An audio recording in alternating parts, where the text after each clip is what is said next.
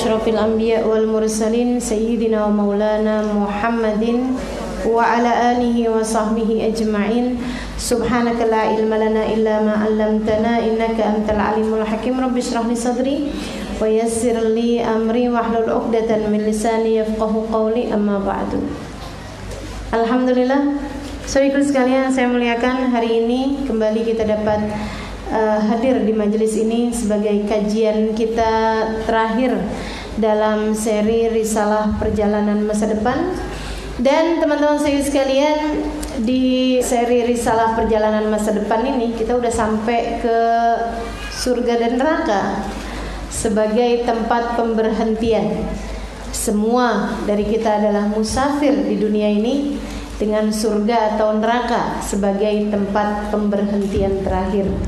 Mudah-mudahan Allah jadikan kita semua sebagai ahli surga. Amin ya rabbal alamin. Dan mungkin ada yang belum tahu, diumumkan kembali untuk tidak ambil gambar, baik foto ataupun video terhadap saya. Ya, jadi kalau ada yang sudah terlanjur ambil gambar, baik sekarang ataupun di waktu-waktu yang kemarin-kemarin, saya harap keikhlasannya untuk menghapus. Begitu ya.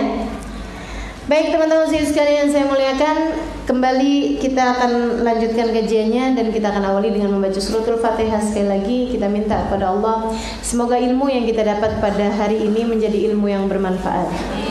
Fatihah binatin nafa'ul intifa'ul mudzakarah wa tadhkir ibtigha' mardatih wa qurbih wa thawabih wa husnil khatimah ma'al fil afiyah wa salahil aqibah wa ila hadratin nabi al-Fatihah. Bismillahirrahmanirrahim.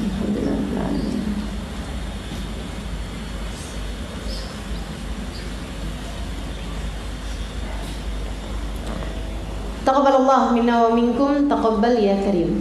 Teman-teman sekalian saya muliakan, kemarin saya cerita sampai kepada syafaat baginda kita Nabi Muhammad SAW, di mana beliau akan terus memberikan syafaat sampai di akhir perjalanan kita. Nah, akhir perjalanan itu adalah yang paling menegangkannya, yaitu ketika dibentangkannya jembatan, ketika dibentangkannya sirat, dibentangkannya jembatan, di bawahnya terdapat api neraka, di ujungnya terdapat surga. Saudara sekalian, jembatan itu yang kita bayangin itu selalunya aja pendek, begitu kan ya? Pendek, tapi sebenarnya nggak kayak begitu. Jembatan yang terbentang antara hisab dengan jembatan terbentang antara hisab di ujungnya sana adalah surga, di bawah jembatan tersebut adalah neraka. Itu sepanjang perjalanan 500 tahun. Jadi Suramadu kalah panjang. Tahu jembatan apa sih yang paling panjang judulnya? Ampera. Ampera lebih panjang dari Suramadu.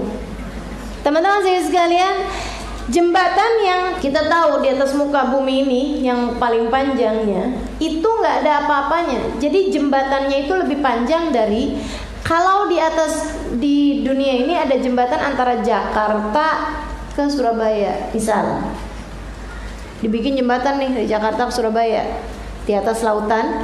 Nah ya, itu masih lebih panjangan sirat yang ada di sana. Dan jembatan tersebut teman-teman sekalian, bawahnya itu neraka. Jadi neraka itu sepanjang jembatan tersebut. Dan neraka kan gede. Kalau selamat ngelewatin neraka, kamu bisa masuk surga. Maka saudara sekalian, Imam Ghazali bilang, ini kita nih, keadaan kita nih gawat darurat. Karena lewatnya pasti, selamatnya belum tentu. Allah berkata dalam Al-Quran, A'udhu billahi minasyaitonirrajim, Wa inhum illa wariduha, Wa inhum illa wariduha. Semua dari kalian pasti akan melewati neraka. Lewatnya pasti. Kana ala rabbika hatman maqdiya. Yang kayak gitu adalah merupakan kepastian dari Allah Subhanahu wa ta'ala. lewatmu terhadap neraka itu pasti adalah kepastian, ketetapan yang sudah ditetapkan oleh Allah Subhanahu wa taala. Tsumma nunajjil ladzina taqaw wa nadharu adh-dhalimina fiha jithiya. Kemudian kami selamatkan di antara yang lewat tersebut hamba-hamba kami yang bertakwa, dan kami tinggalkan orang-orang yang zalim berada di dalam api neraka dalam keadaan terjungkal.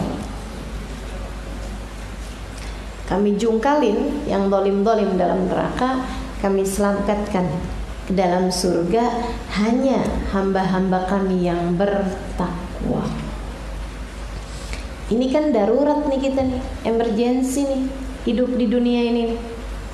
Resikonya gede banget kalau hidup di dunia ini, karena nerakanya pasti dilewatin, selamatnya belum tentu. Jadi ada jembatan terbentang, lewat selamat masuk surga, lewat masuk ke dalam api neraka. Lah yang lewat jembatan ini teman-teman sekalian, ada macam-macam golongannya. Golongan-golongan neraka, ada orang-orang yang baru satu langkah, dua langkah udah masuk ke dalam api neraka. Baru selangkah dua langkah udah jatuh dia. Karena jembatannya, Nabi Muhammad cerita, adabku minasyar wa ahaddu minasayf. Lebih tipis dari rambut, lebih tajam dari pedang. Sepanjang 500 tahun perjalanan. Jadi kalau kita jalan 500 tahun berapa panjangnya? Atau segitu tuh perjalanan kaki. Nah ini kan selamatnya kan susah banget teman-teman sekalian. Makanya kalau lewatnya pakai badan, dah nggak mungkin selamat. Lewatnya nggak boleh pakai badan, pakai ruh. Makanya kalau yang di dunianya urusannya cuma badan aja, gimana bisa makan enak, gimana bisa tidur enak, gimana bisa pakai baju bagus, gimana punya barang bermerek, gimana muka saya jadi cakep, gimana biar orang suka sama saya, gitu ya, secara dari tampilannya, fisiknya. Nah ini nih orang-orang yang nanti lewat di atas jembatan pakai badan, ya nggak bisa sampai. Kapan ceritanya sampai? Badanmu kan berat, betul nggak? Maka teman-teman sekalian, lewatnya mesti pakai apa? Mesti pakai ruh.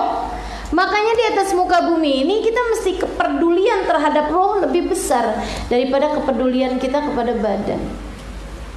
Sudah adakah rasa cinta kepada Allah dalam roh saya, dalam hati saya? Sudah kenalkah saya rasa cinta kepada Nabi Muhammad? Memenuhi ruang hati saya sehingga membuat air mata saya mengalir ketika merindukannya. Sudah adakah dalam hati saya rasa takut kepada Allah, rasa khusyuk dalam sholat?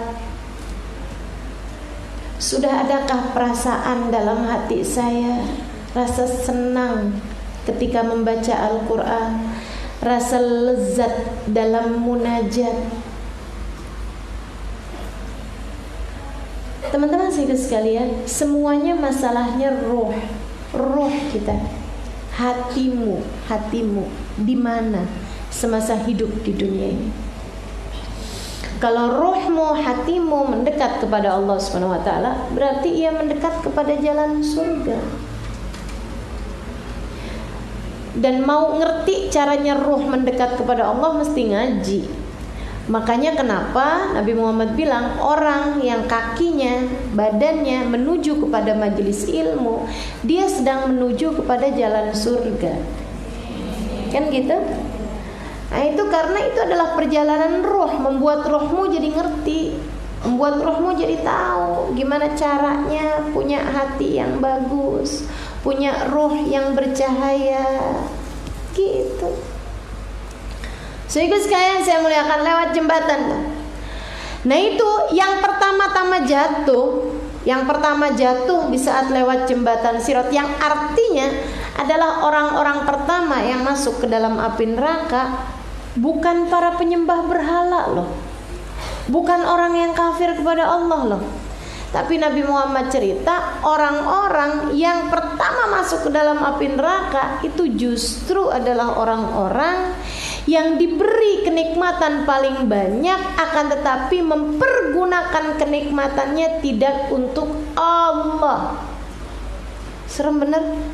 Siapa nih yang dikasih kenikmatan paling banyak? Nabi Muhammad bercerita, awal ma yatasha'ar bi nar jahannam ala thalath rijal.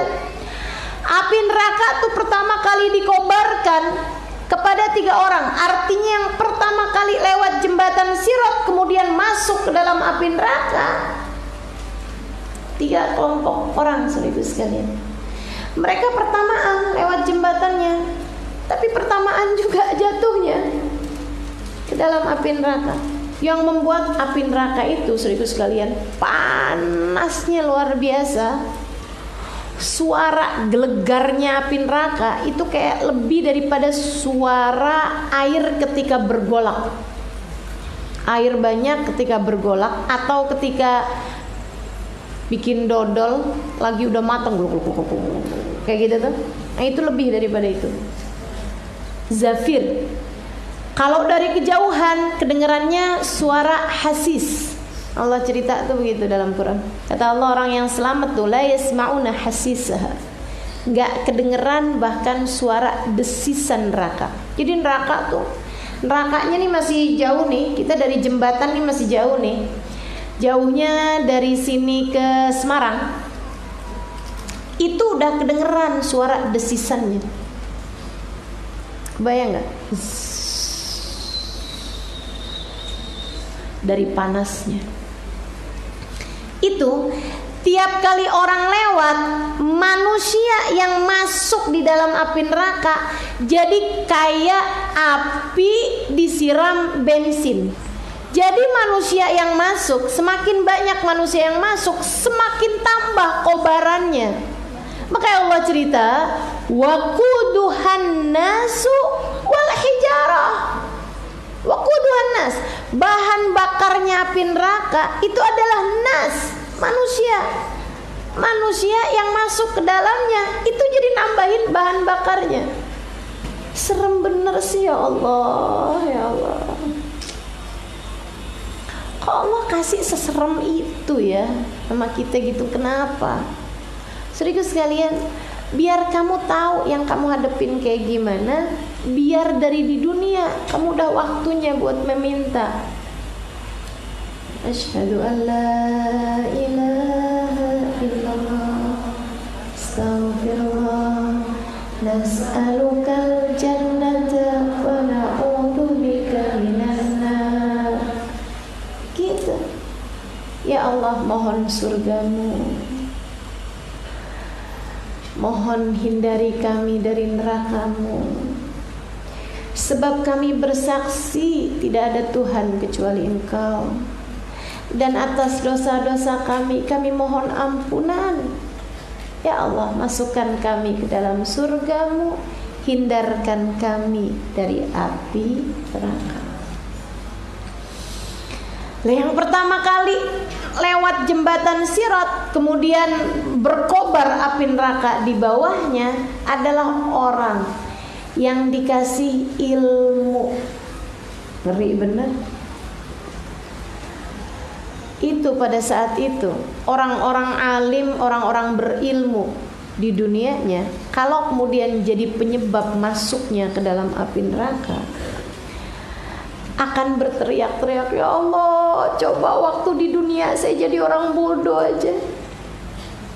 Coba waktu di dunia saya nggak usah jadi yang nyampein, tapi jadi pendengarnya aja. Waktu di dunia andai nggak usah jadi ustazah.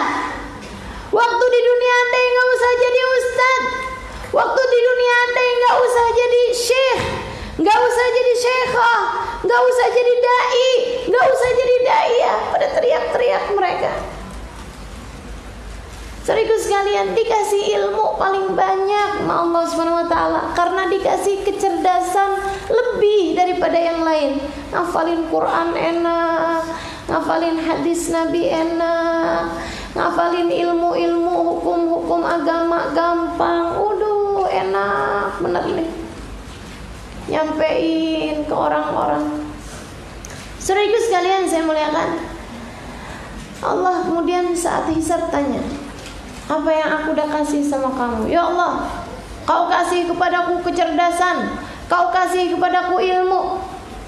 Kata Allah, kamu pakai buat apa? Buat belajar ya Allah. Saya pelajarin semua hukum-hukum dalam agama Islam, saya ajarkan kepada orang lain. Buat apa kata Allah? Karenamu ya Allah.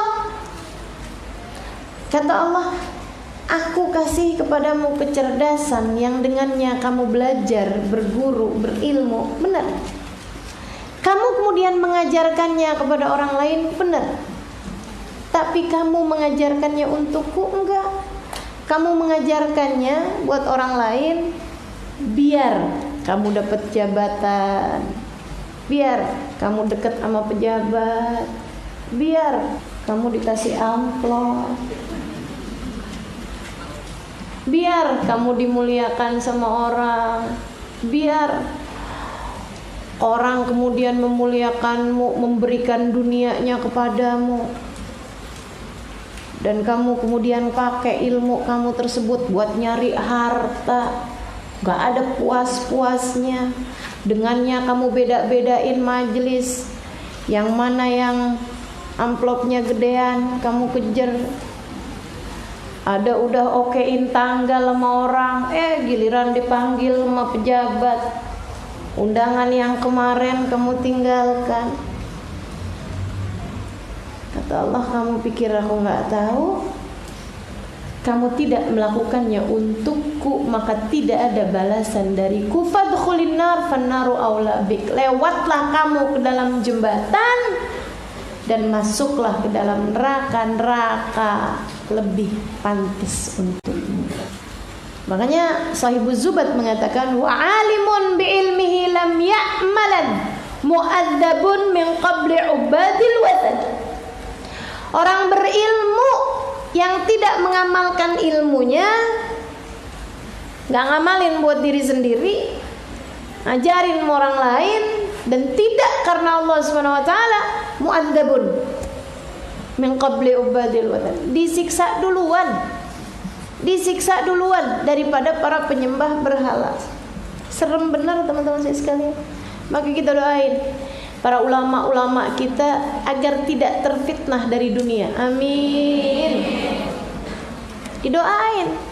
Punya ustadz, punya ustadzah, didoain biar gak terfitnah dengan dunia.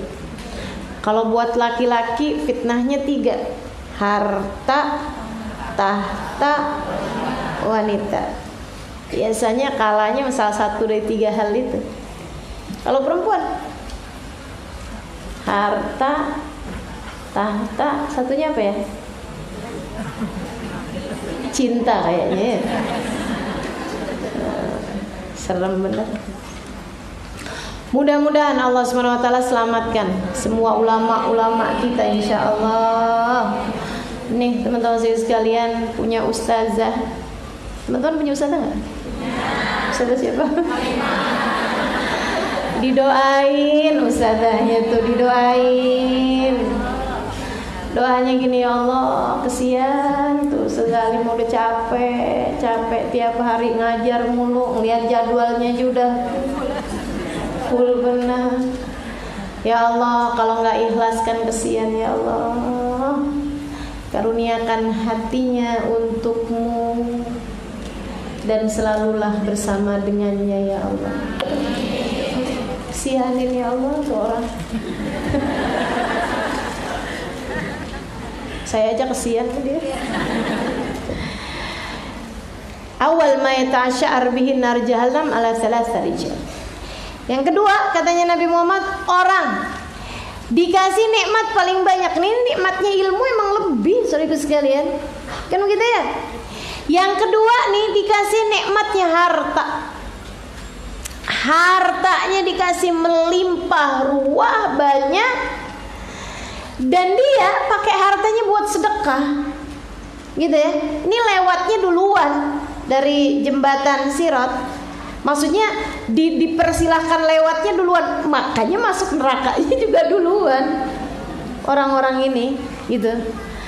Nah, yang nggak berilmu misalnya gitu, ya masuk neraka juga.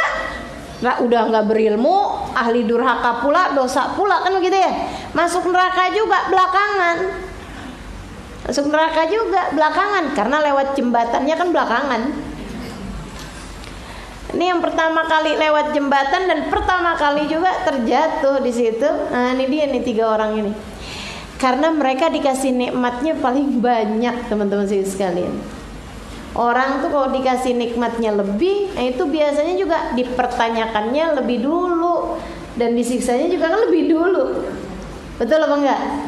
Jadi yang kedua, teman-teman sekalian, orang yang sama Allah dikasih harta paling banyak dan dia mendermakan hartanya. Allah tanya sama dia, "Kamu aku kasih apa?" Kata Allah, "Harta ya Rabb." Banyak ya Allah. "Kamu pakai apa?" "Sedekah ya Allah, bangun masjid, bangun ini, bangun itu, kasihin orang nggak punya." Semuanya nih sampai. "Buat apa?" kata Allah. "Karenamu ya Allah." Kata Allah, "Aku kasih kamu harta, kamu kasih sama orang lain buat sedekah." Ya, kebayang teman-teman sekalian, ini yang dikasih harta buat sedekah. Gimana dengan yang dikasih harta dan pelit, nggak mau sedekah gitu? Kayak apaan adabnya? Nah, ini mereka ini masuk nerakanya duluan. Tapi kalau mereka kemudian beriman, diselamatkannya juga duluan. Cuman saya lagi cerita pertama kali yang masuk neraka, nyicipin neraka pertama tuh dia tuh. Kata Allah, "Kenapa kamu dermakan harta?" "Karenamu ya Allah." Kata Allah, "Aku kasih harta sama kamu benar. Kamu nyari duitnya gampang gitu kan. Tanda tangan dikit aja udah dapat 1 miliar. Ada orang-orang kayak gitu. Nggak kayak saya, tanda tanganin buku 200 biji. Sehingga sekalian ada gitu yang nyari uangnya gampang gitu ya, dan dia sedekahnya juga banyak. Kata Allah, "Kenapa kamu kasih hartamu berderma itu bukan karena aku, akan tetapi biar harta kamu tambah banyak, biar orang juga muji kamu. Pengennya buat urusan-urusan dunia semuanya, biar ini lancar, biar itu lancar. Kamu sedekah-sedekahkan biar tambah melimpah ruah dan biar orang-orang muji kamu. Wah, dermawan banget. Wah, nasib kita kayak gimana kalau nggak ada dia. Wah, kalau nggak ada dia nih anak saya nggak sekolah. Wah, kalau nggak karena dia nih masjid nggak bangun nih. Waduh, insyaallah." Dan itu semuanya udah disampaikan kepadamu di dunia. "Fadkhulin nar fannaru aula bi." Masuklah kamu ke dalam neraka, neraka lebih pas bagimu. Dan yang ketiga, orang yang dikasih sama Allah suara paling bagus, teman-teman sekalian. Suaranya bagus. Suaranya bagus, enak, dan dia dengannya ngafalin Quran, baca Quran, suka tilawah di masjid sana, di pengajian sana. Aduh. Allah tanya, "Apa yang sudah aku kasih sama kamu?" Teman-teman sekalian, katanya Allah SWT sama orang tersebut, "Apa yang sudah aku kasih sama kamu?" "Suara yang indah ya Allah." "Kamu pakai buat apa?" "Baca Quran ya Allah." "Untuk apa?" "Untukmu ya Allah." "Allah, aku udah kasih sama kamu suara bagus." "Kamu pakai juga suara tersebut buat baca Quran ya? Tapi kamu melakukannya untukku enggak? Kamu melakukannya biar orang puji-puji kamu. Orang bilang, wah kalau dengar suaranya dia merinding. Wah, dia kalau baca Quran kita kayak dibawanya ke alam lain. Waduh, enak banget." Alam apa tuh ya? Enak banget suaranya. "Waqad qila lak dzalik." Sudah diucapkan kan kepada kamu di dunia. "Fadkhulin nar." Itu adalah balasan yang aku beri kepadamu di dunia itu ya. "Fannaru aula bik." Masuklah kamu ke dalam neraka, neraka lebih pas bagimu.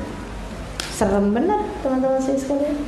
Mudah-mudahan Allah selamatkan kita semua dari ketidakikhlasan dalam berbuat. Amin ya rabbal alamin.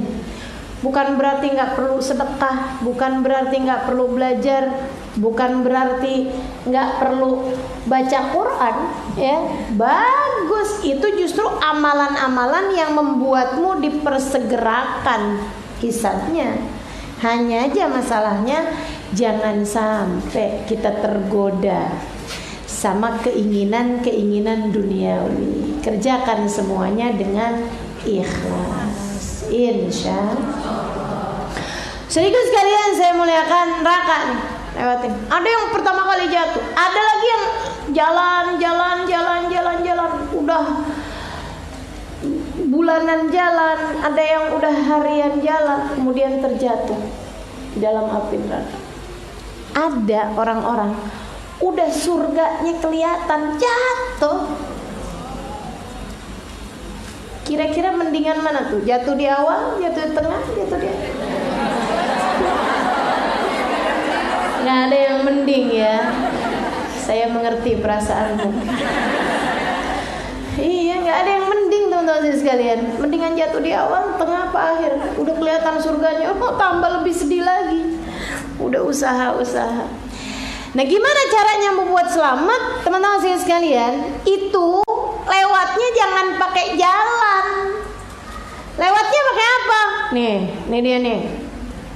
Dan oh ya, sebelum saya sampaikan menuju surga nih ya, di bawahnya itu si jembatan tadi itu neraka. Neraka itu darokat, tingkatan. Yang paling mendingan itu ya, itu orang-orang yang ketika lewat masuk ke dalam neraka, nyampe di neraka yang paling atas. Itu yang paling mendingan. Karena neraka itu gelagaknya, maksudnya asal apinya itu dari yang paling bawah. Jadi yang paling bawah semakin yang paling panas. Kayak gunung berapi, kawah berapi tuh teman-teman sekalian. Itu kan semakin bawah semakin panas, kan begitu. Jadi tuh neraka tuh yang paling bawah tuh yang paling panas, namanya hawiyah. Siapa tuh yang masuk neraka yang paling bawah tuh hawiyah? Orang-orang munafik teman-teman sekalian. Makanya Allah Subhanahu wa taala tuh kalau tanya siapa yang paling megelin sama Allah, siapa yang paling ngeselin buat Allah, siapa yang paling menyebalkan di sisi Allah, orang-orang yang pura-pura gitu kan. Depan Nabi kayak muji-muji Nabi, tapi di belakang Nabi dikata-katainnya Nabi Muhammad. Tuh Allah paling sebel, paling murka sama mereka itu. Itu teman-teman sekalian, lebih Allah murkai daripada Abu Jahal, lebih Allah murkai daripada Abu Lahab. Yang memang depan Nabi juga menunjukkan kebencian, di belakang Nabi juga menunjukkan kebencian. Sekurangnya dia sama. Begitu kan ya? Halo? Jangan kalau depannya rakyat dia ngomong lain, depan pejabat dia ngomong lain. Halo? Nih teman-teman sekalian, bukan depan siapa dia beda, belakangnya dia beda gitu. Itu yang paling Allah gak suka. Kenapa kamu pura-pura? Kamu jahat, kamu busuk aja, tampil busuk. Abu Lahab tampil busuk depan Nabi, tabbanlah kayak Muhammad, kan begitu ya. Di belakang Nabi juga dia ngata-ngatain Nabi gitu. Sekurangnya sama bohir batinnya. Neraka juga memang dia durhaka, kan begitu ya. Tapi nggak yang paling bawah tuh nerakanya. Neraka yang paling bawah buat orang-orang yang nunjukin depan Nabi Abdullah bin Ubay bin Salul, bangsanya tuh. Yang depan-depan Nabi itu dia kayak yang, wah Muhammad, kamu perlu pasukan berapa Muhammad? Akan kukerahkan rakyatku. Depan Nabi nih. Di belakang, ntar kamu ya kalau perang sama Nabi nih, kamu pura-puranya ada di belakang, ada ikutan pasukannya orang Islam, tapi ntar di tengah-tengah peperangan kamu bunuhin orang Islam. Atau gini, ntar kamu di tengah peperangan kamu liatin yang menang kira-kira yang mana. Kamu ikutan sama pasukan yang menang. Naudzubillah. Ngadepin musang berbulu domba ini lebih sulit saudaraku sekalian daripada ngadepin serigala. Benar begitu? Mending ngadepin sekalian yang kelihatan sebagai musuh daripada orang yang pura-pura jadi kawan padahal sebenarnya dia musuh. Bahaya, paling bahaya. Itu makanya tempat mereka kerak neraka yang paling bawah. Nah ini yang kita seremin nih. Jangan sampai kita juga kemudian jadi punya atharun nifaq, punya tanda-tanda kemunafikan. Orang yang punya tanda-tanda kemunafikan ini berarti dia udah punya bibitnya. Nah, nih dia udah punya bibitnya teman-teman saya sekalian. Nah, itu numbuh nanti.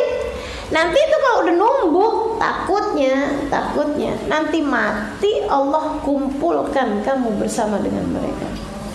Si munafikun ini. Siapa mereka munafikun ini? Cirinya apa sih? Nabi bilang tanda-tanda nifak bertiga. Orang yang apabila berbicara dia bohong.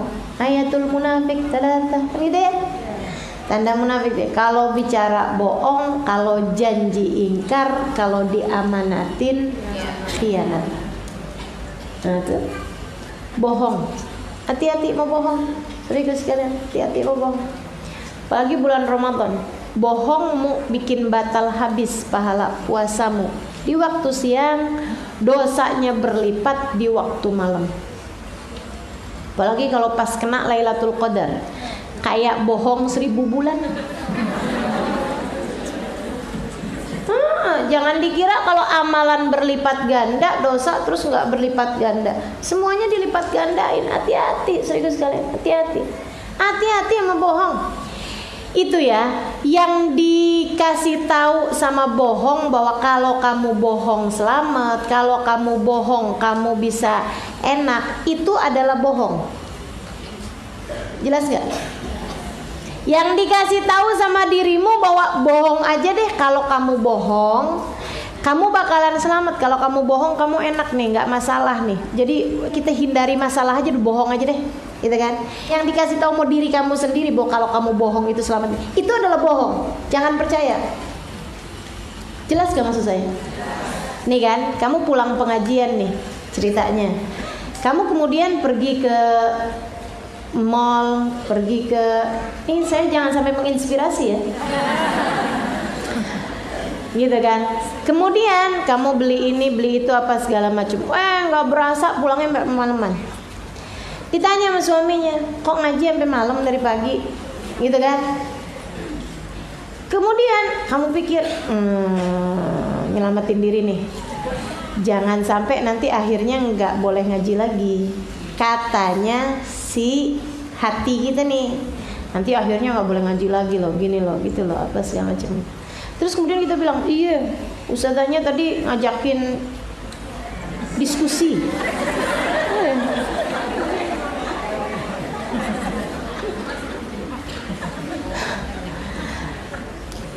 Kok diskusi lama banget, ngajakin jalan-jalan.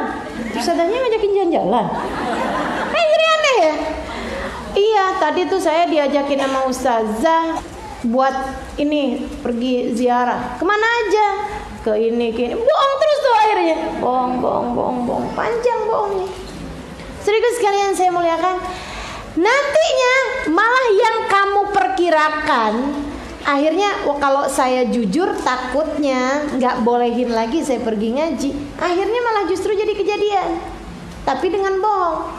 Nanti kalau pas kamu mau ngaji lagi kemana nih, mau sezaliman? Jangan deh, ntar kamu pulangnya malam lagi. Ajakin diskusi lagi, ajakin jalan lagi.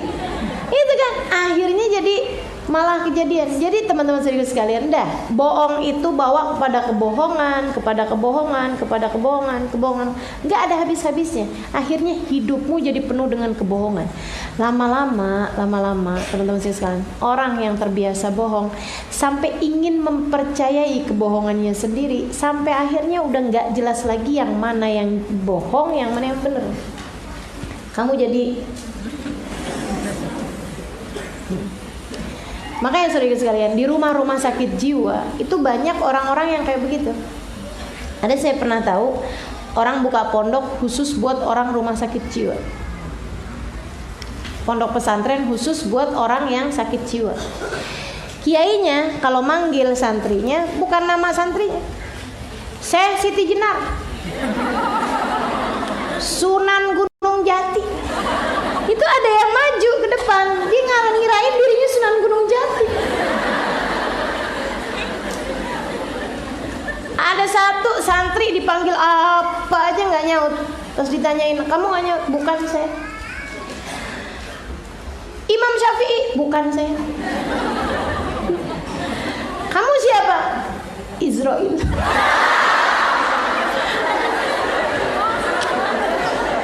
Aduh. Lucu ya teman-teman sekalian. Ada emang bahas neraka mesti kayak gini nih. Kalau nggak tegang gitu susah. Teman-teman sekalian, itu Ustazah beneran cerita? Enggak, saya ngarang. Ya. Tapi pondok pesantren khusus buat orang rumah sakit jiwa itu ada. Pondok pesantren khusus buat janda juga ada. Ya, di mana tuh Ustazah sih mau daftar gitu? Nggak usah ya. Jadi teman-teman saya sekalian, apa tadi saya sampaikan, bahwa tanda orang munafik yang kemudian masuk neraka paling bawah tuh kalau ngomong bohong, kalau janji ingkar, kalau diamanatin ya. Dah teman-teman saya sekalian, kalau kita diamanatin sesuatu yang kita tahu kita nggak bakalan bisa jalanin, mending bilang aja maaf, kan gitu, maaf. Bahkan sekedar nih orang kirim salam, tuh repot tuh. Kalau kemudian kita takut nggak bisa jalanin amanatnya, jangan diiyain. Insya Allah kalau nggak lupa gitu kan, atau maaf deh gitu. Saya pernah dengar Hubabah Bahia, ada orang bilang, Hubabah nanti di Mekah di Madinah doain saya ya. Hubabah ya, emang Hubabah Bahia, nggak pernah basa-basi, nggak pernah ada nggak enakan gitu kan. Bapak ketika dibilang kayak begitu, saya baru denger juga itu ada orang ngomong kayak begitu. Bapak bilang, Bapak doain saya ya nanti di sana nama saya Fulan bin Fulan gitu, karena dia tahu Bapak yang nggak tahu namanya, disebutin namanya. Bapak ya bilang kayak gini, Ana bansak, kata Bapak kayak gitu, saya bakalan lupa sama kamu. Terus terang banget. Emang nyakitin yang denger, tapi jadi nggak janji gitu loh. Waktu kemudian saya tanya, Bapak kenapa sih jawabnya kayak gitu? Orang yang denger kan mungkin sakit hati. Lah ada bahasa Halimah. Dibilang saya bakalan lupa emang Halimah. Kamu minta saya buat ingetin nama semua orang, saya bakalan lupa. Jadi teman-teman saya sekalian, ini saya dalam rangka curhat ini ya, mohon maaf. Jangan minta saya untuk ingetin semua nama orang. Ustazah inget gak sama saya? Aduh, itu pertanyaan jebakan. Mohon maaf, susah tuh saya. Udah gak usah gitu. Yang penting ya, kan saya doain nih ya Allah, semua yang pernah hadir di majelis saya itu udah masuk. Insya Allah saya tahu bagaimana saya harus mendoakanmu gitu. Dan gak usah minta saya buat ngingetin nama orang satu-satu gitu. Itu teman-teman saya sekalian, kalau ngomong bohong, kalau janji ingkar, kalau diberi amanat dia khianat. Nah itu orang yang akan berada di kerak neraka yang paling bawah. Artinya bahwa kalau kamu menjadi salah satu dari 3 orang ini, muslim kamu muslim, tapi nanti bisa jadi akhir kehidupan Allah cabut iman kamu, karena Allah lihat nih kayaknya lebih miripan sama orang munafik daripada orang muslim. Lebih miripan munafik kamu daripada orang muslim. Lebih miripan sama Abdullah bin Ubay bin Salul kamu nih daripada orang muslim. Dah cabut aja imannya. Gitu teman-teman sekalian, itu yang ngeri. Makanya Nabi ketika ditanya, Rasul, ada nggak orang mukmin yang minum khamr? Ada, tapi kemudian taubat. Ada nggak orang mukmin zina? Ada, tapi kemudian taubat. Ada nggak orang mukmin bunuh orang? Ada, tapi kemudian taubat. Ada nggak orang mukmin bohong? Nggak ada, kata Nabi. Serem kan? Nggak ada, kata Nabi. Orang mukmin nggak ada yang bohong. Innama yaftaril kadhiba alladziina la yu'minuna billah. Allah bilang yang suka bikin kabar-kabar yang nggak benar itu adalah orang yang gak beriman kepada Allah. Nah ini zamannya nih, zamannya hoax, zamannya kabar-kabar bohong beredar begitu aja. Ya Allah, serem bener teman-teman saya sekalian. Jadi teman-teman saya sekalian, saya muliakan, kembali kepada api neraka. Nah, itu neraka itu darokat. Jadi yang paling bawah yang paling gak enak, paling bawah yang paling gak enak, sana enak. Tapi neraka mah semuanya gak enak, semuanya gak enak teman-teman saya sekalian. Baca cerita tentang neraka di surat Al-Waqiah, ya Allah, ngerinya, ngerinya. Makanannya kata Allah dari pohon berduri yang begitu dimakan pretel semuanya. Waduh. Minumannya dari timah mendidih. Sekali minum terbakar semua anggota tubuhnya. Tapi dikasih haus. Ya Allah, Allah, udah gak mau deh ya Allah. Pokoknya gak mau ya Allah. Gak mau neraka ya Allah. Nyicip juga jangan ya Allah. Jangan, nyicip aja gak mau gitu. Silahkan mencicipi neraka Halimah. Enggak ya Allah, gak mau. Gak mau. Itu teman-teman saya sekalian, darokat neraka. Semakin bawah semakin gak enak, semakin masuk. Sampai paling atas udah gak enak juga. Pokoknya dah. Itu ya, bercandaan-bercandaan yang ngeremehin neraka jangan pernah terlontar dari lisan-lisan kita. Kalau mau bercanda yang lain aja. Nih, saya tadi juga bercanda kan begitu ya. Bercanda yang enak aja, bercanda yang hal-hal yang nggak beresiko aja, saudara sekalian.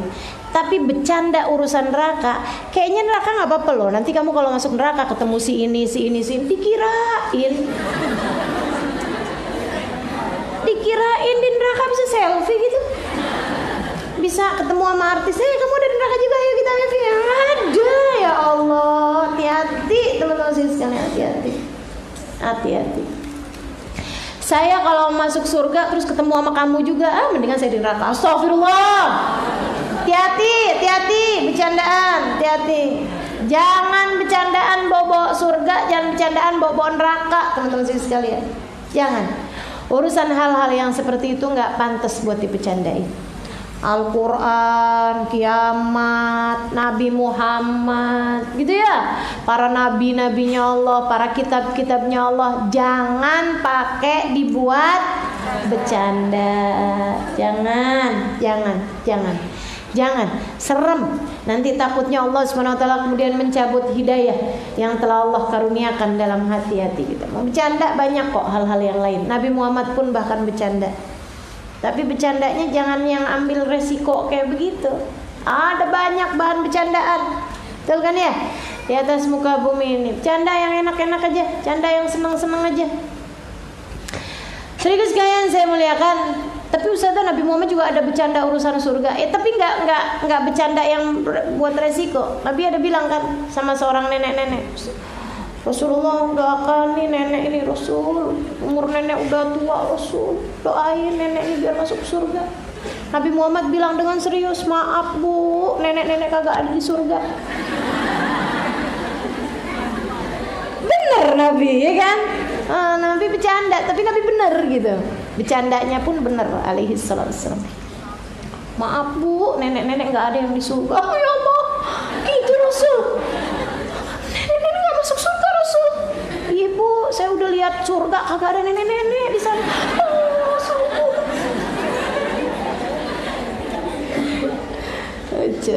Sahabat yang dengernya udah pada pengen ketawa aja gitu. Mau ngakak gitu kan. Ya Allah, lucu bener nih nenek-nenek. Aduh Rasul, gimana dong saya Rasul? Saya belum mati juga nih Rasul. Udah jadi nenek-nenek begini. Kata Nabi, bu, di surga nggak ada nenek-nenek karena ibu kalau masuk surga muda lagi.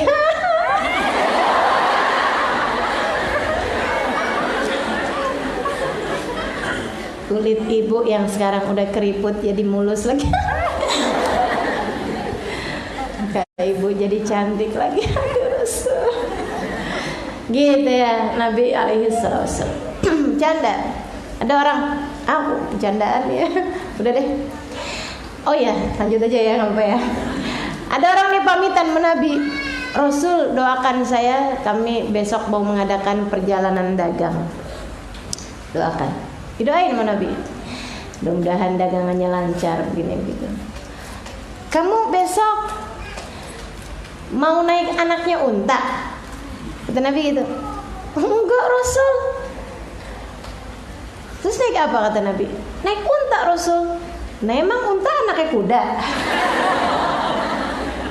Canda ya. Naik anaknya unta, ya kan anak unta gitu kan. Biarpun unta juga tetap anaknya unta, betul gak? Masa unta anaknya kuda? Alaihi salatu wassalam. Seru bercandaannya Nabi itu, seru teman-teman sekalian. Banyak saya tahu, tapi nggak mau saya sampaikan di sini karena saya lagi bahas neraka, nggak kelar-kelar nih. Jadi sekalian tuh neraka tuh udah lekat tingkatan, nyeremin. Azab neraka paling ringan. Azab neraka paling ringan dipakein sendal dari api yang dengan dipakai sendalnya mendidih ubun-ubunnya. Aduh ya Allah, nggak mau nyobain, nggak mau nyicipin, nggak mau. Kita pengennya jadi orang-orang yang selamat semuanya ya Allah. Udah deh, lewatnya aja jangan lama-lama. Karena saudara sekalian, ada orang-orang yang ketika lewat di atas jembatan, ini nerakanya jauh loh, jembatannya di atas ya. Jadi kalau kita lewat aja sih sebenarnya nggak ngerasain panasnya gitu ya.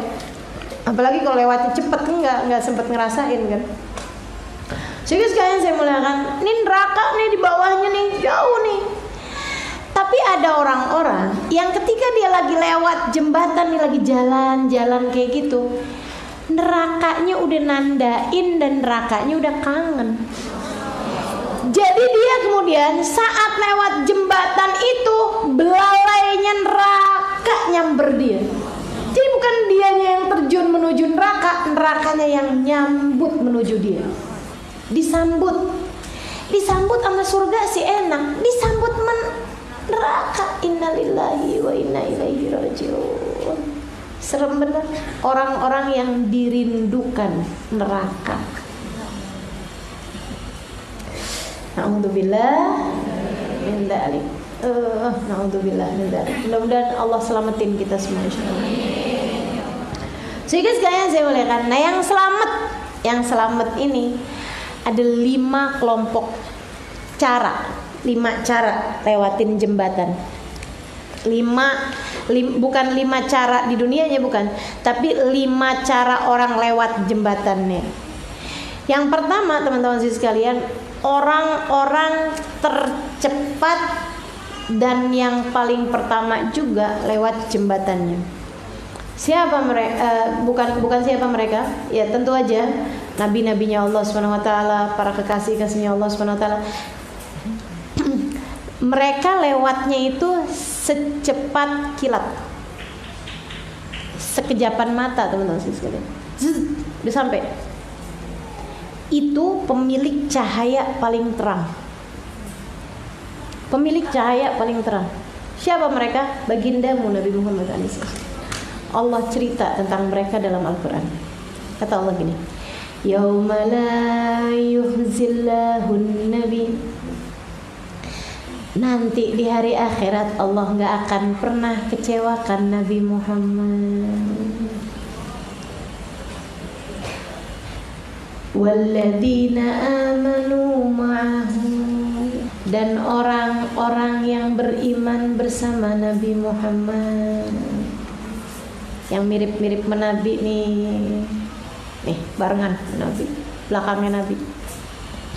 Nuruhum yas'a baina aydihim wa an aymanihim. Cahaya melingkupi mereka dari sisi depan dan kanan mereka. Oh, terang-terang cahayanya. Andai kita menjadi salah seorang di antara mereka. Amin. Sifat kilat teman-teman ini. Nyampe dah surga. Kata Allah cerita dalam ayat yang lain, la yasma'una hasisaha wa hum fi mashtahat anfusuhum khalidun. La yasma'una hasisaha. Mereka ini diselamatin sama Allah dari api neraka sampai membuat mereka nggak dengar suara desisan neraka.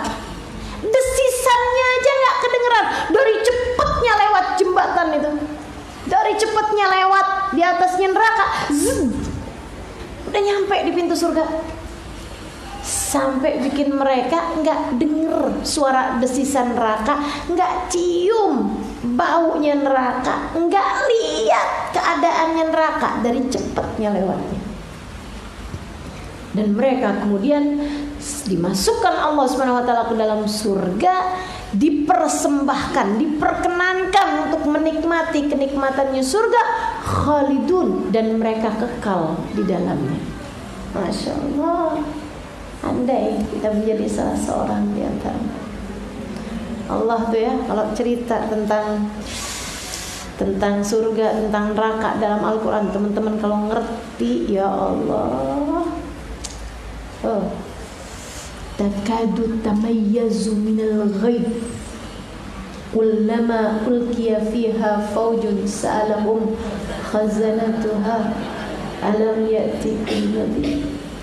Itu neraka kan apinya satu, tapi takadu tamayyazu minal ghaib, dari marahnya neraka, dari penuh dengan kebenciannya neraka terhadap para penghuninya, sampai mereka terpental-pental apinya, kata Allah. Takadu tamayyaz minal ghaib, si neraka itu berpental-pental apinya dari kemarahan terhadap penghuni-penghuninya.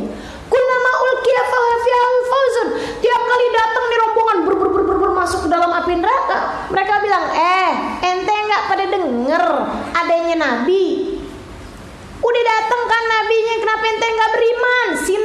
Sini rasain, gitu. Ngeri banget gak sih? Tiap kali datang rombongan ente nggak ngaji, digituin. Kamu nggak hadir majelis dulu waktu di dunia? Kamu nggak dengar peringatan dari khutbah-khutbah Jumat? Kamu nggak dengar? Ya Allah, ya Allah, nggak kepengen kita masuk neraka, teman-teman sekalian. Mudah-mudahan Allah selamatin kita. Yang selamat tuh yang nomor 1, yang lewat jembatan secepat kilat, sekejapan mata, nyampe dah. Siapa mereka? Nabi Muhammad. Siapa mereka?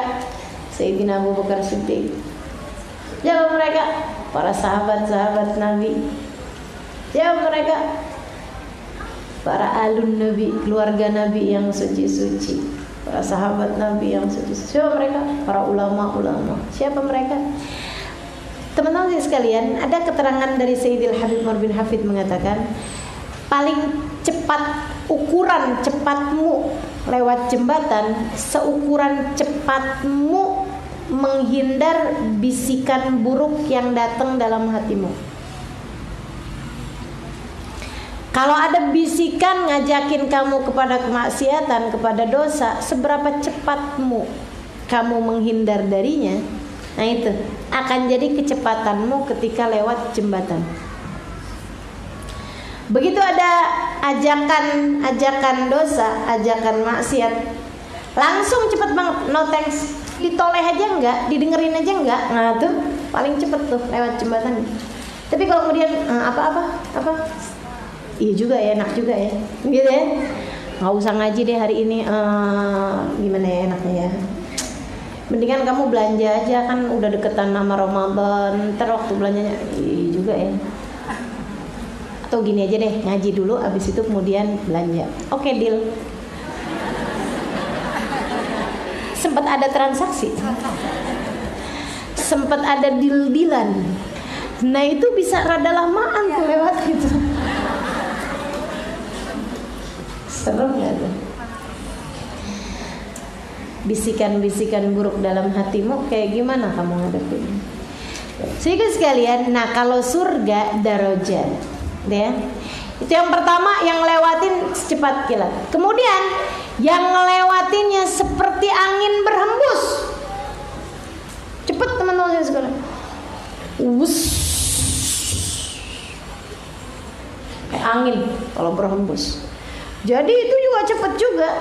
Tapi ya lumayan, masih ada jeda waktu dibandingkan dengan yang melewatinya secepat. Di bawah itu, maksud saya di bawah itu lebih lama dari itu, kayak orang naik kuda yang cepat, orang naik mobil cepat gitu.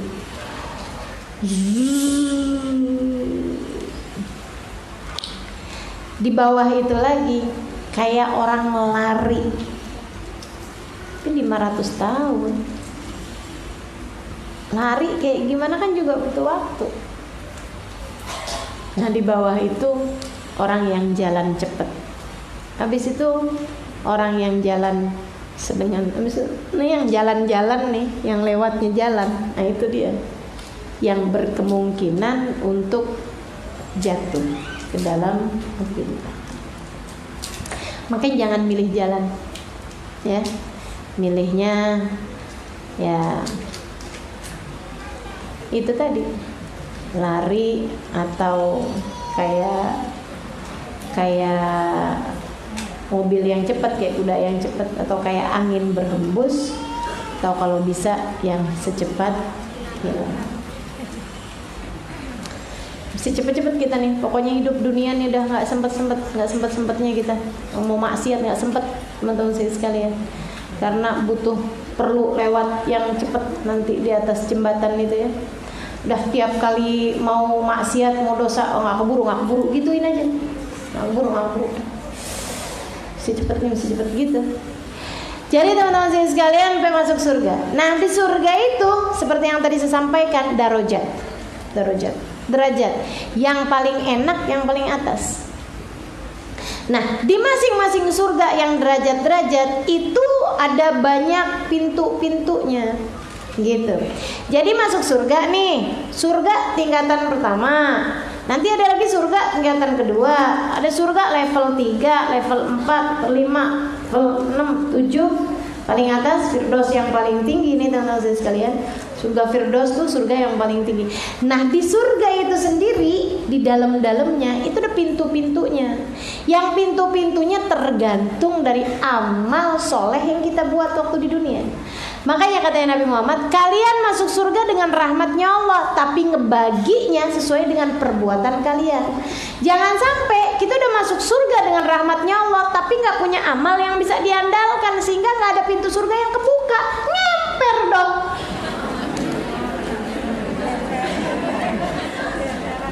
Di emperannya maksud saya. Mau masuk surga pintu puasa kagak ada nama kita di situ. Mau masuk surga di pintu sholat malamnya banyak bolongnya. Mau masuk surga di pintu bakti sama orang tua kagak ada nama kita di situ. Karena kita biasa-biasa aja sama orang tua kita. Durhaka sih kagak, tapi bakti banget juga enggak, gitu kan? Mau masuk surga dari pintu sedekahnya hitung-hitungan banget. Mau masuk surga dari pintu zikrullah banyak lupanya malah. Mau masuk surga dari pintu ilmu, enggak juga nih saya. Mau masuk surga dari pintu berbuat baik sama orang lain, pintu sabar, pintu kagak ada. Gimana nih ngemper di surga? Di surga sih enak juga biar kata ngemper. Tapi masa ya Allah, teman-teman sekalian, mudah-mudahan dah gitu ya. Ada gitu amal ibadah apa gitu yang bisa bikin kita andalin gitu. Apa dari Quran gitu kan ya? Apa dari sabar gitu? Apa dari hormat mas suami? Oh, seneng tuh yang hormat mas suami tuh. Kata Nabi Muhammad, boleh masuk pintu surga manapun yang dia mau. Kita mesti carinya yang kayak gitu tuh modelnya kayaknya ya. Ya Allah, dah daripada mesti ada satu yang diandelin, yang kira-kira kita mau masuk pintu surga mana aja kita bisa gitu. Nah itu mana itu? Amalannya apa tuh? Tuh Nabi Muhammad ngasih tuh. Ayo mamratin salat fardhaha, shamat syahraha, wa atta'at zaujaha faltadkhulil jannah min ayyi babin sya'at. Kalau ada seorang perempuan sholatnya rapi, puasanya benar di bulan Ramadan, sholat fardunya bagus, dan dia nambah amal ibadah berupa dia baik sama suaminya, benar sama suaminya, nah, dia boleh masuk surga dari pintu manapun yang dia mau. Pintu surga mana aja bakalan kebuka kalau dia ini. Dia buka pintu surga, kebuka, surga, kebuka. Seneng kan ya? Seneng nih yang bagian ini. Makanya udah deh, kalau lagi suami nyebelin nggak apa-apa, sabar. Yang penting bisa masuk surga di pintu mana. Emang surga emang nggak gampang gitu. Jadi kalau lagi ngadepin suami susah nih kita nih, lagi ngadepin suami, kayaknya lagi menguji kesabaran kita sambil ngingetin hati, surga memang nggak gampang, nggak gampang surga. Tapi dibandingin sama surganya, wah ini bisa saya jalanin, bisa. Jadi suami marah-marah kita senyum aja, ngebayangin surga, kan gitu ya. Asik nih bisa dapat surga dari pintu manapun. Nanti di akhirat saya mau nyari surga yang ada Sayyidah Fatimahnya, gitu kan? Buka pintu surga, ada Sayyidah Fatimah nggak di sini? Oh nggak ada, gitu lagi cari lagi gitu. Amin. Jadi yang sabar, emang hidup mah isinya sabar, teman-teman saya sekalian. Gak ada lagi kecuali sabar isinya. Sholat perlu sabar, biar nggak buru-buru. Puasa perlu sabar, biar jangan buka sebelum waktunya. Ninggalin dosa perlu sabar, ngadepin suami perlu sabar, ngadepin orang tua perlu sabar, ngadepin anak perlu sabar, mau hadir majelis perlu sabar, mau apa aja perlu sabar. Nutup aurat perlu sabar. Kalau nggak sabar, Allah timbangan belanja tukang sayur doang nggak apa-apa dah, nggak pakai kerudungan kan gitu. Ada tuh yang kayak gitu. Ada, kelihatan kok orangnya. Yang sabar, nutup aurat yang sabar, gitu teman-teman sekalian. Tuh caranya masuk surga. Emang surga tuh tempatnya orang-orang sabar. Sehingga sekalian saya muliakan, kalau diuji yang sabar, ada orang yang meninggal dari orang yang kita cintai yang sabar, semuanya memang perlu sabar. Dikasih kemiskinan yang sabar, gitu kan? Sampai dengan umur 40 tahun belum ada yang lamar yang sabar. Udah kawin belasan tahun belum ada anak yang sabar. Emang hidup mah isinya sabar teman-teman, sabar isinya. Belajar nggak masuk-masuk juga, ngadepin ustazah yang sabar. Jadi sehingga sekalian tuh surga tuh derajat ya, ada derajatnya. Kalau kemudian kamu tembus, naik ke surga berikutnya, naik lagi surga berikutnya, naik lagi surga berikutnya gitu. Sampai ada surga yang paling tinggi namanya Firdausul A'la. Surga Firdaus.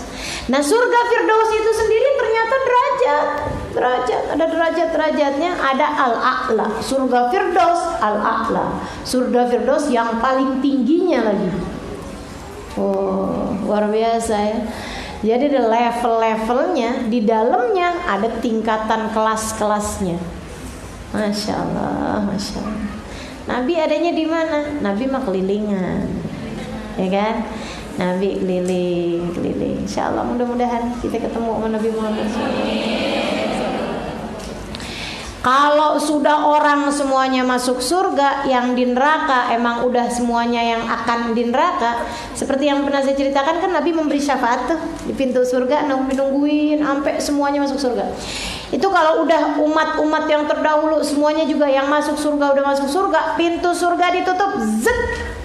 Kemudian kematian disembelih, zet. La mauta ba'dal yaum, nggak ada mati abis gini. Yang di neraka neraka, yang di surga surga, nggak akan ada oplosan lagi, udah.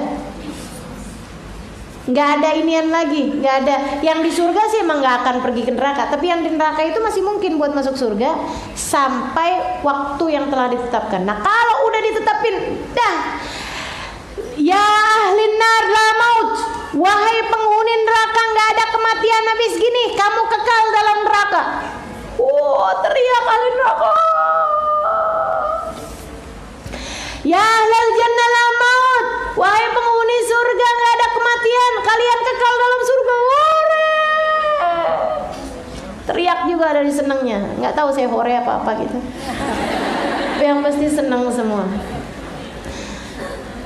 Habis gitu teman-teman saya sekalian, Allah berkata kepada ahli surga, ya ahlal jannah hal raditum, wahai penghuni surga, apakah kalian telah ridha kepadaku? Ditanya gitu aja penghuni surga ini udah seneng banget, karena yang mestinya nanya kan kita sama Allah. Ya Allah, apakah engkau telah ridha kepada kami? Ini Allah yang nanya, kalian udah ridha? Pada aku kata Allah, waduh, melayang-layang ahli surga dari seneng. Ya Rabb, kaifa la narda wa qad ubih lana ma la aynun ra'at wa la udhun sami'at wa la khatara ala qalbi bashar. Ini ada hadisnya ini. Ya Allah, gimana kami enggak ridha? Kata ahli surga nih. Mudah-mudahan hari itu kita udah ada di surga. Karena kalau hari itu kita nggak ada di surga, udahlah maut, udah nggak ada lagi perpindahan. Ya Allah, serem benar teman-teman sekalian. Gimana kami nggak ridho? Engkau telah karuniakan kepada kami kenikmatan la ainun ra'at, nggak pernah terlihat mata, nggak pernah terdengar telinga, nggak pernah terdetik di hati manusia. Allah tanya lagi, maukah kalian aku beri nikmat lebih indah daripada ini? Apalagi itu ya Allah? Uhilla alaikum ridwani fala askhat alaikum ba'dahu abada. Aku perkenankan keridhaanku pada kalian, aku tidak akan pernah murka selama-lamanya. Wow, penghuni surga senangnya luar biasa. Aku ridho pada kalian, kata Allah, dan kalian kekal dalam keridhoanku. Jadi kayak seorang istri udah dikasih hadiah, habis itu suaminya bilang, aku akan selamanya bersama denganmu, aku akan ada untukmu, kan gitu. Walaupun kalau suami yang ngomong itu kan bisa yang sekarang dia ngomong kayak gini, ntar besok kayak gini, kan bisa begitu ya. Tapi istri diomongin kayak gitu sama suaminya, wow, girang. Kalau yang nggak girang nggak pernah tahu rasanya. Teman-teman saya sekalian, senang kan kalau ada orang digituin gitu. Nah ini yang bilang seperti itu Allah Subhanahu Wa Taala. Aku akan selalu ada untukmu. Aku telah ridho kepadamu. Aku tidak akan pernah murka kepada kalian selama-lamanya. Wah, senangnya luar biasa. Allah kasih lagi kemudian, ya ahlal jannah, labbaik ya Allah, kata penghuni surga nih.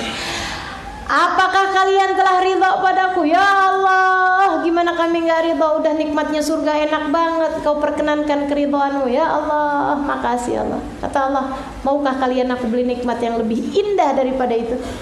Apa itu ya Allah? Aku perkenankan kalian memandang kepadaku. Itu yang kata ya Allah, wujuhu yawmaidin nadhirah ila rabbiha nadhirah. Ada wajah berseri-seri, ada wajah yang indah luar biasa bercahaya. Kenapa? Karena mereka telah memandang kepada Allah. Nikmat di atas nikmat di atas nikmat. Nikmatnya memandang kepada Allah itu lebih nikmat daripada nikmatnya keridhaan, dan nikmatnya keridhaan lebih nikmat daripada nikmatnya surga. Mudah-mudahan Allah perkenankan kita. Amin ya rabbal alamin. Nah itu teman-teman saya sekalian, kamu udah tahu kayak apa nikmatnya surga, kayak apa adabnya, nggak enaknya, seremnya neraka. Dari sejak sekarang, pastikan langkahanmu menuju kepada surga. Tujuanmu, tempat kembalimu, pastikan surga di akhirnya. Jadi kalau mau apa-apaan, mikirin, nih bawa saya kemana nih, gitu. Mau ngomong, pikirin, nih bawa saya kemana nih. Mau ngerjain apaan, pikirin, nih bawa saya kemana nih. Di antara surga neraka, kemana tempat kembali kita. Kalau mau ngerjain apa-apaan, pikirin panjang untuk masa depan kita. Bukan untuk setahun ke depan, bukan untuk 10 tahun ke depan, bukan. Tapi untuk masa yang selama-lamanya apakah bawa saya ke surga ataukah bawa saya ke neraka. Jadi teman-teman sekalian, yang sabar-sabar, yang tahan-tahan, yang pinter-pinter ngerjainnya.